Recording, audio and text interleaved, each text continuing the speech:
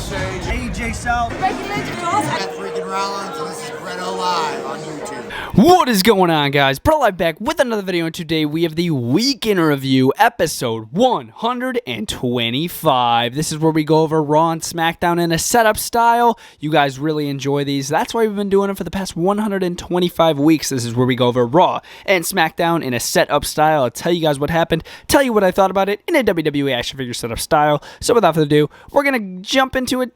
Okay, Monday Night Raw. Starting over here, it was Shayna Baszler versus Rhea Ripley, one-on-one action. We had Nikki Cross on ringside. Before the match, Nia Jax actually grabbed a microphone, and she said, at the end of this, of all of this, I will have Rhea Ripley and Nikki Cross on the floor. I'm like, okay, that was really weird, and I'm going to destroy Charlotte later. I'm like, okay, this is super weird. What the heck? Rhea Ripley ends up winning with a small package, 1, 2, 3, and then Nia Jax just rushes the ring, destroys Rhea Ripley, destroys Nikki Cross. Or Nikki Ash, whatever. And then she basically just stands tall. I found that pretty lame. Later in the show, it was Charlotte versus Nia Jax. And of course, Nia said, you know what? I'm going to squash Charlotte later in the show. And she did just that. There was rumors that this did turn into a shoot fight, which means it turned real, like they were actually beating up each other, which I can literally put the kibosh on that theory. There's absolutely no way. The powerbomb that Nia Jax did do at the end of the match did look pretty insane. It was like a boom, a thud when Charlotte hit the mat. I'm like, whoa. And then 1, 2, 3, she pinned her after that. So that did look pretty real. But as far as the shoot fight goes, I don't believe that. I don't believe it for 1 second. But as far as Nia Jax dominating everybody, that's pretty crazy because Charlotte is the Raw Women's Champion and she dominated 2 other former Raw Women's Championships. That's pretty cool. Moving over here, Eva Marie versus Doudrop. The match didn't even get started. Doudrop attacked her before the match, rendering her unable to compete. I thought this was just complete trash. Moving over here, oh my god, speaking of complete trash, R-Truth, Akira Tozawa, and freaking what's his name, Reginald. Oh, this was like one of the worst promos I've ever watched. Probably the worst promo I've ever seen or segment on a WWE show. This was so freaking bad. I don't even want to talk about it. It was the 24/7 one. Feel free to search it up. It was horrendous. Moving over here, it was John Morrison versus freaking Omos. This was really out of the ordinary. John Morrison's like, you know what? After splitting away from The Miz, I'm going to do something for myself. I'm going to get a match with Omos. I'm like, okay, this is kind of stupid. So Omos squashed him, 1, 2, 3. Thought that was really lame. Right after that match, Xavier Woods' music hits, and I'm like, whoa, Xavier Woods popping out. What the heck? So Xavier Woods comes down, and I guess he has a match scheduled with AJ Styles. They go one-on-one against each other, and I wasn't really expecting much from this. AJ Styles was able to pick up the victory over Akira Tozawa. Not Akira Tozawa, freaking Xavier Woods.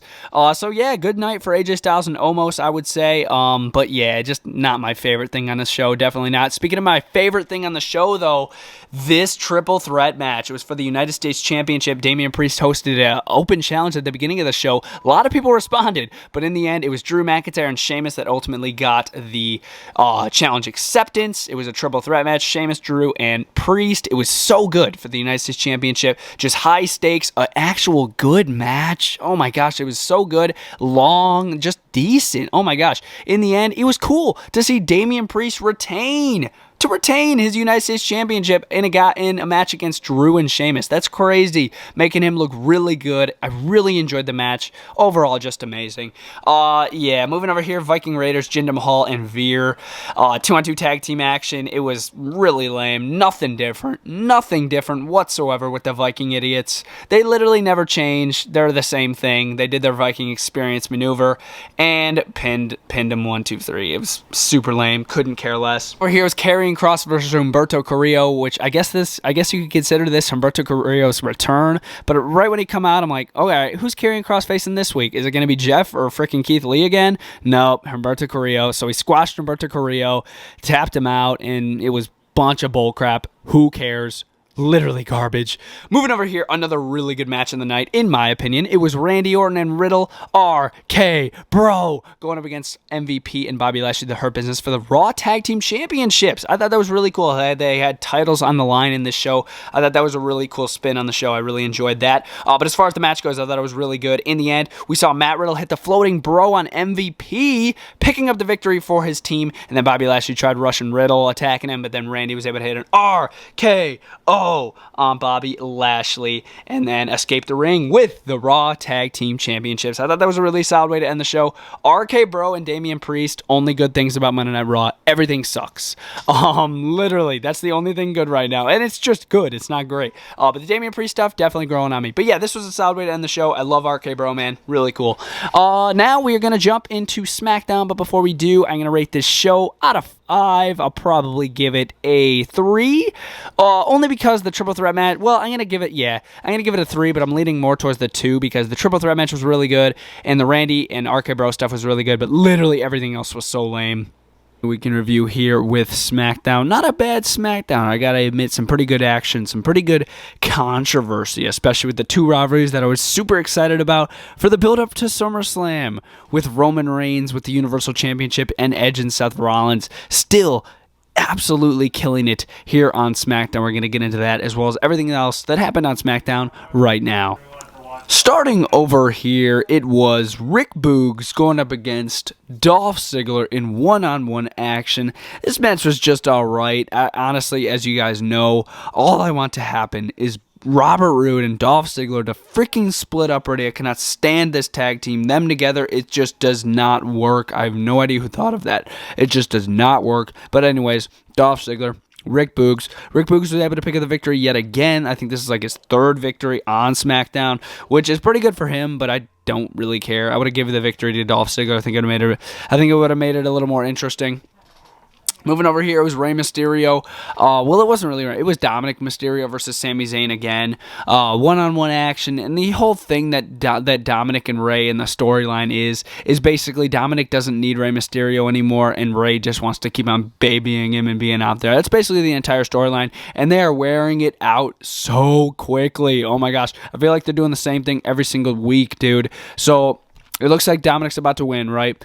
Rey comes down, blocks Sami Zayn from going to the back, and then Dominic gets back in the ring, hallucil kick from Sami Zayn, 1, 2, 3. I'm just like, come on, you're really going to make Rey look bad just by doing something that casual? Like, that was just so crappy in my opinion. I was not a fan of that, and I just cannot stand this whole thing with like, oh, does Dominic need Rey Mysterio or does he not? It's just so dumb. Over here was the opening match of the night. I thought this was a really good way to start the show. The Usos versus the Street Profits, 2-on-2 tag team action. Just a great way to start. Get the crowd hyped up with the Street Profits and the Usos. They're very good at doing that, so I thought this was a really good way to start the show. The match itself was no exception. It was freaking amazing. I really enjoyed it. In the end, we were about to see Montez Ford pick up the victory in the Street Profits. He had his frog splash. 1, 2, breaks it up. I believe it was Jay who broke it up, and then it turned into a disqualification because the ref hit 5 because Jay would not leave the ring. I was like, come on, they really got to end a cool tag team match like that.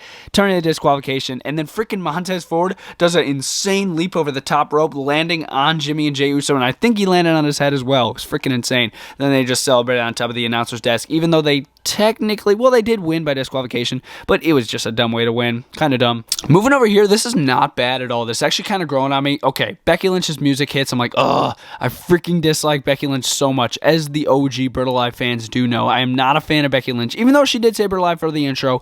Literally awesome. But I am not a fan of her character. The whole man thing, her squashing Bianca at SummerSlam, just so crappy. Not a fan whatsoever. But she comes out talking about how the man is coming around. It's just so freaking worn out. Oh my god, it's so bad.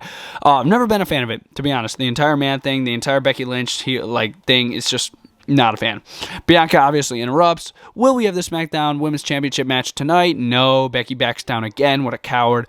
And then she's just like, yeah, no, we're not having that tonight. And I'm like, okay, probably Extreme Rules. And then Adam Pearce and Sonya Deville make it for Extreme Rules. So it's going to be Becky Lynch versus Bianca Belair. It's Extreme Rules for the SmackDown Women's Championship. It's not going to be too bad. But yeah, I'm really hoping that Bianca Belair can pick up the victory and get her title back. I think that would be really cool. As far as the promo goes, not too bad. Moving over here, it was an episode of the KO show. Special guest Happy Corbin. And I'm enjoying the Happy Corbin stuff. But right when he said, oh, bring out Logan Paul, I'm like, no, why are we doing this? Just make it all about freaking Happy Corbin. Don't make it about somebody else. Don't make it about Logan Paul. Make it about Happy Corbin, dude. This is a new character. Sorry. freaking Edge's head was blocking the camera. But yeah, make this about Happy Corbin. Don't make it about Logan Paul. Don't do that. Brand new thing for Corbin. Make it about him.